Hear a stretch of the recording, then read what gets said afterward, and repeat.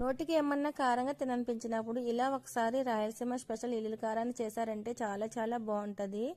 ముందుగా mixie jar తీసుకొని దాంట్లోకి 3 స్పూన్లు కారాన్ని వేసుకోవాలి. ఈ ఎల్లుల్లి కారాన్ని ఇలా చల్లగా వర్షాలు పడినప్పుడు తింటే ఇంకా చాలా బాగుంటుందండి. ఇందులోనే 20-25 ఎల్లుల్లి రేకల్ని, 1 స్పూన్ జీలకర్ర, రుచికి సరిపడా సాల్ట్ కానీ కల్లుప్పు కానీ వేసుకుంటే బాగుంటుంది. నా దగ్గర సాల్టే ఉందండి, సాల్టే వేసాను.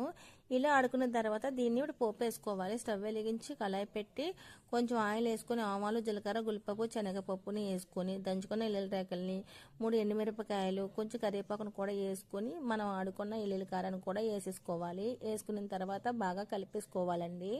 రాయలసీమ స్పెషల్ ఎల్లుల్లి కారం అయితే తయారైపోయిందండి. టేస్ట్ మటుకు చాలా బాగుంటుంది. కాకపోతే కొంచెం ఘాటు ఉంటుంది, కొంచెం తక్కువ వేసుకొని నెయ్యి వేసుకొని తింటే చాలా చాలా బాగుంటుందండి. మీరు కూడా తప్పకుండా ట్రై చేయండి, అందరికీ కూడా చాలా బాగా నచ్చుతుంది.